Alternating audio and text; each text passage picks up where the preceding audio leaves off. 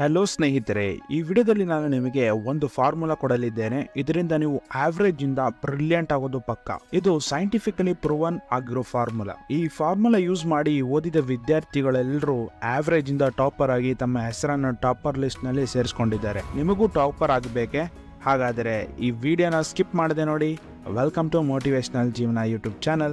ಬನ್ನಿ ವಿಡಿಯೋನ ಶುರು ಮಾಡೋದ. ಮೆಜಾರಿಟಿ ಆಫ್ ಸ್ಟೂಡೆಂಟ್ಸ್ ಹೇಗೆ ಓದ್ತಾರೆ ಅಂದ್ರೆ ನೋಟ್ಸ್ ಅಥವಾ ಟೆಕ್ಸ್ಟ್ ಬುಕ್ ಅನ್ನು ಮತ್ತೆ ಮತ್ತೆ ಓದ್ತಾ ಇರ್ತಾರೆ. ಹಾಗೆ ಸೈನ್ಸ್ ಕೂಡ ಇದೇ ಹೇಳುತ್ತೆ, ಲಾಜಿಕ್ ಕೂಡ ಇದೇ ಹೇಳುತ್ತೆ, ನಾವು ಮತ್ತೆ ಓದಿದ್ರೆ ನೆನ್ಪುಳಿತಾ ಅಂತ.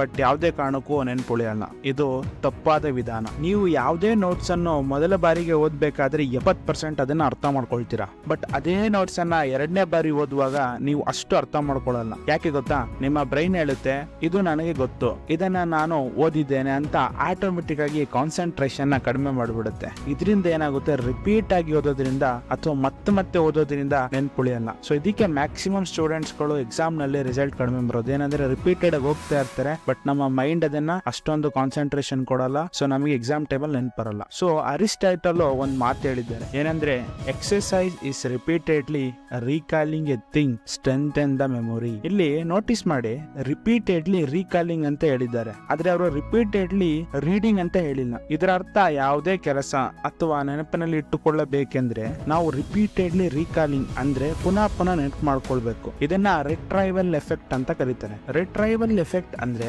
ನೀವು ಏನನ್ನಾದ್ರೂ ಓದುತ್ತಿದ್ದೀರಾ ಅಂದ್ರೆ ಅದು ನಿಮ್ಮ ಬ್ರೈನ್ ಹೋಗುತ್ತೆ, ಮತ್ತೆ ವಾಪಸ್ ಬರುತ್ತೆ. ಮತ್ತೆ ಏನಾರು ಓದ್ತೀರಾ, ನಿಮ್ ಮತ್ತೆ ಬ್ರೈನ್ ಹೋಗುತ್ತೆ, ಮತ್ತೆ ವಾಪಸ್ ಬರುತ್ತೆ. ಹೀಗೆ ಪ್ರತಿಯೊಂದು ಸರಿ ಕೂಡ ಮೆದುಳಿನಲ್ಲಿ ಆಗುವ ಕ್ರಿಯೆನ ರಿಟ್ರೈವಲ್ ಎಫೆಕ್ಟ್ ಅಂತ ಕರಿತೀವಿ. ಈ ರಿಟ್ರೈವಲ್ ಎಫೆಕ್ಟ್ ಅನ್ನು ನೀವು ಕೂಡ ಮಾಡಬಹುದು. ಮಾಡಿದ್ರೆ ತುಂಬಾ ಬೆನಿಫಿಟ್ ಇರುತ್ತೆ. ನೀವು ಓದ್ಬೇಕಾದ್ರೆ ಏನ್ ಮಾಡಿ ಗೊತ್ತಾ, ಕ್ವಿಜ್ ಬೇಸ್ಡ್ ಸ್ಟಡಿ ಇದನ್ನ ಮಾಡಬೇಕು. ಅರ್ಥ ಮಾಡಿಸ್ತೀನಿ ಯಾವ ರೀತಿ ಅಂತ. ಇದು ಹೇಗ್ ಮಾಡ್ಬೇಕಂದ್ರೆ, ನೀವು ಯಾವುದೇ ಒಂದು ವಿಷಯವನ್ನು ಓದ್ಬೇಕಾದ್ರೆ, ಅಂದ್ರೆ ಯಾವುದೇ ಸಬ್ಜೆಕ್ಟ್ ಆಗಿರ್ಲಿ, ಯಾವುದೇ ಟಾಪಿಕ್ ಆಗಿರ್ಲಿ, ಅದನ್ನ ಓದ್ತಿರಲ್ವಾ, ಮೊದಲು ಆ ಪ್ಯಾರಾಗ್ರಾಫ್ ನ ಒಂದ್ಸಲಿ ಓದಿ. ಯಾವ ರೀತಿ? ನೀಟಾಗಿ ಜೋರಾಗಿ ಒಂದ್ಸಲಿ ಓದಿ. ಎರಡನೇ ಬಾರಿಗೆ ನಿಧಾನವಾಗಿ ಸ್ವಲ್ಪ ಬಿಡ್ಸ್ ಓದಿ. ಓಕೆನಾ? ಫಸ್ಟ್ ಟೈಮ್ ಏನ್ ಮಾಡ್ತೀರಾ, ನೀಟಾಗಿ ಜೋರಾಗಿ ಒಂದ್ಸಲಿ ಓದ್ತೀರಾ. ಎರಡನೇ ಬಾರಿ ನಿಧಾನವಾಗಿ ಸ್ವಲ್ಪ ಬಿಡಿಸಿ ಓದ್ತೀರಾ. ಓಕೆ?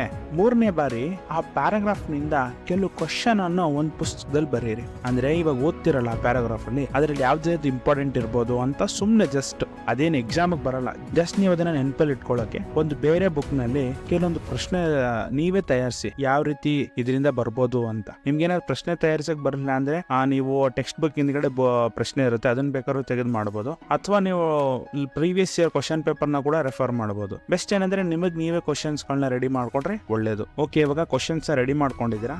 ನಾಲ್ಕನೇ ಬಾರಿಗೆ ಏನ್ ಮಾಡ್ಬೇಕು, ನೀವು ತಯಾರಿಸಿರ್ತೀರ ನೋಡಿ ಪ್ರಶ್ನೆನ, ಅದೊಂದ್ ಬಾರಿ ಅರ್ಥ ಮಾಡ್ಕೊಂಡು ಓದಿ. ಓಕೆ, ಇವಾಗ ಎಲ್ಲದನ್ನ ರೆಡಿ ಮಾಡ್ಕೊಂಡಿದ್ದೀರಾ. ಈಗ ಫೈನಲ್ ಆಗಿ ಏನ್ ಮಾಡಿ ಅಂದ್ರೆ ಪ್ಯಾರಾಗ್ರಾಫ್ ಇದೆಯಲ್ಲ, ಅದನ್ನ ಇನ್ನೊಂದ್ಸಲಿ ನೀಟಾಗಿ ಓದಿ. ಓಕೆ, ಇವಾಗ ನೆಕ್ಸ್ಟ್ ಪ್ರೋಸೆಸ್ ಏನಂದ್ರೆ, ಪ್ರಶ್ನೆ ಬರೋದ್ರಲ್ವಾ ಬುಕ್ ನಲ್ಲಿ, ಅದೇ ಬುಕ್ ನಲ್ಲಿ ಸ್ವಲ್ಪ ಕೆಳಗಡೆ ಆನ್ಸರ್ ಮಾಡಕ್ ಸ್ಟಾರ್ಟ್ ಮಾಡಿ. ನೀವು ಸ್ವಂತವಾಗಿ ತಯಾರಿಸಿದ ಕ್ವಶನ್ಸ್ ಗೆ ಎಷ್ಟು ಮಟ್ಟಿಗೆ ಆನ್ಸರ್ ಮಾಡ್ತೀರಾ? ಮ್ಯಾಕ್ಸಿಮಮ್ 70% ಆನ್ಸರ್ ಮಾಡ್ತೀರಾ. ಕೆಲವು ಇಂಟೆಲಿಜೆಂಟ್ ಗಳಿದ್ದಾರೆ, ಅವರು 80% ಕೂಡ ಮಾಡ್ಬೋದು, ಬಟ್ ಮ್ಯಾಕ್ಸಿಮಮ್ 70% ನೀವು ಆನ್ಸರ್ ಮಾಡ್ತೀರಾ. 30% ಉಳ್ಕೊಳ್ಳುತ್ತೆ. ನೋಡಿ, ನಾವು ಓದಿದಾಗ ನಮ್ಗೆ ಗೊತ್ತಾಗಲ್ಲ, ಇದು ಇಷ್ಟು ಉಳ್ಕೊಂಡಿದೆ, ಇಷ್ಟು ಬರ್ತಿದೆ, ನಾನು ಬರೆಯುವಾಗ ಬರ್ತಾ ಇಲ್ಲ ಅನ್ನೋದು ಇಲ್ಲಿ ಗೊತ್ತಾಗುತ್ತೆ. ನೋಡಿ, ಆ 30% ಏನ್ ಬಿಟ್ಟೋಗಿದೆ ಅದನ್ನ ಮತ್ತೆ ಆ ಪ್ಯಾರಾಗ್ರಾಫ್ ಇಂದ ಓದಿ. ಸೊ ನೀವು ಯಾವುದೇ ಒಂದು ಟಾಪಿಕ್ ಓದಿದ್ರು ಕೂಡ ಪಕ್ಕ ಆಗ್ಬಿಡುತ್ತೆ.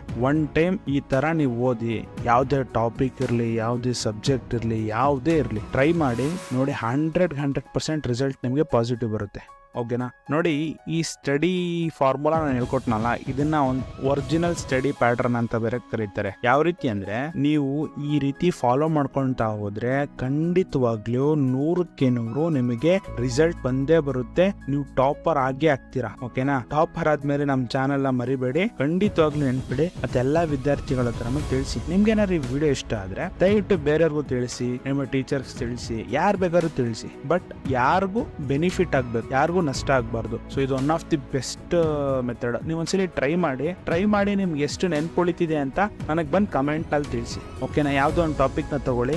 ಸೇಮ್ ಇವಾಗ ನಾನು ಯಾವ್ದೋ ಒಂದು ಟಾಪಿಕ್, ಸ್ಕೂಲ್ದೇ ಆಗಿರ್ಬೇಕು, ಕಾಲೇಜ್ ಆಗಿರ್ಬೇಕು, ಕಾಂಪಿಟೇಟಿವ್ ಆಗಿರ್ಬೇಕು ಅಂತೇನಿಲ್ಲ, ಜನರಲ್ ಒಂದು ನ್ಯೂಸ್ ಪೇಪರ್ ತಗೊಳ್ಳಿ. ನಾನು ಈ ಮೆಥಡ್ ಹೇಳದ್ನಲ್ಲ, ಈ ಮೆಥಡ್ ನ ಒಂದ್ಸಲಿ ಫಾಲೋ ಮಾಡಿ. ಆಮೇಲೆ ನೋಡಿ, ನೀವು ಫಸ್ಟ್ ಓದ್ತಿದ್ದು ವಿಧಾನದಲ್ಲಿ ಸರಿನಾ, ಇವಾಗ ನಾನು ಹೇಳ್ಕೊಟ್ಟಾದ್ಮೇಲೆ ಓದ್ತಿರೋ ಸರಿನಾ ಅಂತ ಆಮೇಲೆ ಬಂದು ಕಮೆಂಟ್ ಮಾಡಿ ತಿಳಿಸಿ. ಓಕೆನಾ? ನೆಕ್ಸ್ಟ್ ನಮ್ಮ ಚಾನಲ್ ಬಗ್ಗೆ ಏನಾದ್ರು ಇಂಪ್ರೂವ್ಮೆಂಟ್ಸ್ ಮಾಡಬೇಕು, ಏನೇ ಸಜೆಷನ್ ಇದ್ರು ಕೂಡ ದಯವಿಟ್ಟು ಕಮೆಂಟ್ ನಲ್ಲಿ ತಿಳಿಸಿ, ನಾನು ಅಪ್ಡೇಟ್ ಮಾಡ್ತೀನಿ. Thank you.